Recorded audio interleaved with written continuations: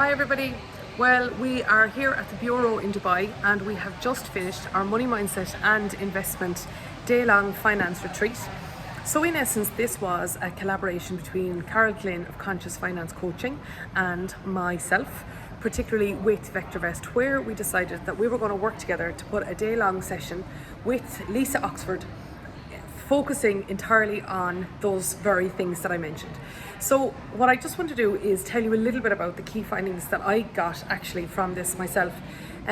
For a start, what I found was there was really significant differences in the way money is approached, the assumptions that are made, etc., when it comes to looking at the perspective of personal finance here in Dubai and the UAE generally, rather than in the areas that I typically work in. So I'm just going to share a couple of those. Number one is that nobody in our audience here today grew up here. And you can understand that that happens a lot in this region. So we had people from Lebanon, India, US, UK and Ireland. And therefore, a lot of people were, first of all, they had to start off here. So they had to build their careers or their businesses here. But the second thing is that many of them won't be retiring here. So life and those finances that support that need to be considered with that very much in mind. So one of the key areas where this really came up was currency. So if people are investing their money, what currency do they invest in? Because do they invest based on their income, which naturally enough here is going to be dirhams? Would it instead be assets? Maybe somebody has a house in Ireland, for example, or maybe they have a property in the UK.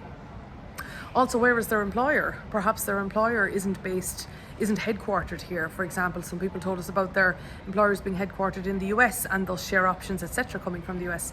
And the other one is the future you, is where do they want to live afterwards? Maybe you might have a 5-year plan to spend here. Maybe in 10 years' time you want to be somewhere else. Maybe you see opportunities in a different area. That sense of transience really does, of course, naturally have an impact on decision making. The other thing, of course, is, and I discovered this when I was here on a trade mission back in 2016, is that, yes, of course, lots of people know that there are little taxes here from the point of view of income, and corporation tax is yet to be introduced, but is on the cards. However, what I could clearly see on that trade mission is that the costs of getting set up are significantly more, because you need the licenses to do what you're going to do, etc. And that certainly came up as well today. So the ticket to entry is different than the taxes to exit, whether that's exit of your income or of course exit of the business, etc. That also was a difference. Naturally enough as well, because taxes aren't collected, well then the social security system or the public services aren't paid for. So from that point of view, for example, people were talking about school fees. There's an automatic assumption that you have to pay school fees, because you do, as opposed to education being publicly funded. In addition as well, the cost of living are different, and they are different. I've been here now for the past week at this point, and you see the costs of living are different. The cost of filling up your car is different, lower. The cost of eating out varies. And the rent of various properties in various different parts of the city and indeed the region are very, very different as well. And also, as a result of the transience that I mentioned, the feeling of stability is different. How do you actually create your own stability? If social welfare isn't assumed after a period of time, well then your financial stability needs to be created and cultivated in a different way. So moving on then to what Carol spoke about. So first of all, she talked about money mindset, and she first of all started talking about how and where we develop our mindset. And she introduced me actually to the book, The Psychology of Money. Now I'd heard about it a good number of times and I said I really must read that, but when I worked with Carol before, she gave it to me, so I did, and I think that it's a very good read. I'd recommend it. And one of the things that they talk about in The Psychology of Money, just to give a very specific clear-cut case, is the economic history that's going on at the time that you are forming your economic or your financial personality. So a very simple example in my own case is that when I was getting a mortgage, the interest rates were on the floor. On the other hand, when my parents were getting a mortgage, they were double digit. If we look at the environment at the moment in the stock market, it's very different to what the stock market might have been, let's say in the 70s, when there was very, very significant inflation then, but had a different sort of an impact on the market. Also, of course, when you look at last year in the stock market, and particularly you look at the tech sector and you look at the prevalence of technology, when you look at the environment all around the volatility of cryptocurrency, all of these things they're defining moments at the moment. So when you think about when your money mindset was formed, yes, of course, it does relate to the house you grew up in. Yes, of course, things that you naturally assumed to be true in the environment that you grew up in. But actually, the economic environment also has an impact, and there's lots more that Carol spoke about there. We talked about the phrase, she talked about the phrase, the emergency fund or the rainy day fund. Nobody wants emergencies or rainy days. Now, I had to smile because, of course, the idea of a rainy day out here is very different to where I grew up. But I just said that I actually call it the sunny day fund. I think it's a lot nicer to talk about a sunny day fund because it's a lot more incentivizing to save money for what might be a potential opportunity or a sunny day rather than not. And a couple of people talked about they don't like having a rainy day fund in case it actually attracts rainy days. Carol actually calls it her cash cushion. So she said you can bounce off it and it gives you an extra sense of resilience. She also spoke about the 4 different money mindsets, and I found the audience was I saw them really, going for the notebook when she started talking about them. So I'll just summarize the two extremes. One is one of scarcity, which is that there's a never enough, and that can drive somebody to save and save and save and invest and constantly upskill themselves, which are all very good things in themselves, but are done so out of scarcity and fear. And then she spoke about 2 others, but then the other side of that was the millionaire mindset, which is that opportunities are abundant, that one is in control, that also one would want to give also to others, whether that's through charity or their time or give to themselves the best opportunities that they might like. For example, simply being true to yourself and doing what you want in your career as opposed to what you feel is the best thing to do to avoid instability.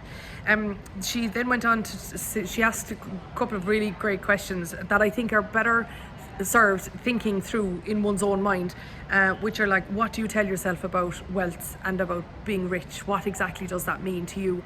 Is that a positive and negative connotation, etc.? And all of that, of course, is to reveal your money blocks. Then there was the inevitable conversation came up about debt and also about money guilt, and I will leave you to follow up with Carol if you want to talk to her about any of those things. And then it came over to me.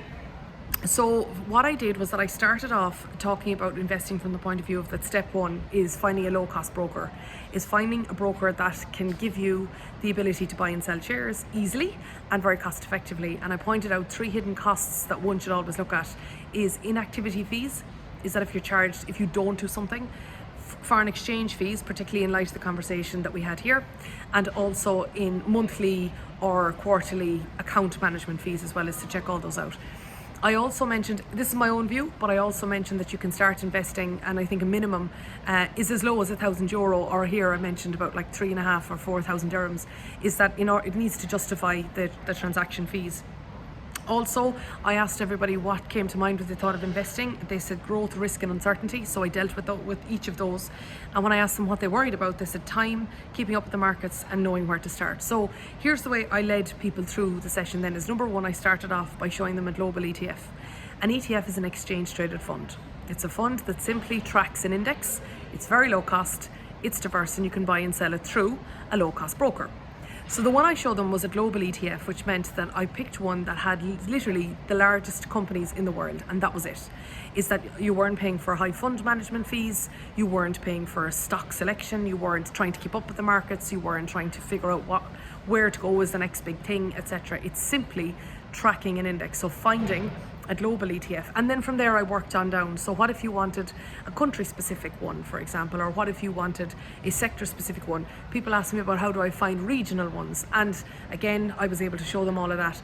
Particularly the 3 ETF providers, the big ones that are out there are iShares, State Street and Vanguard. So, and their ETFs are very, very fast growing product, continue to be, and particularly first one was in 93 and they've been really fast growing since 2008. However, if you do want to move on into investing in individual stocks, then I spoke about having a criteria to do so.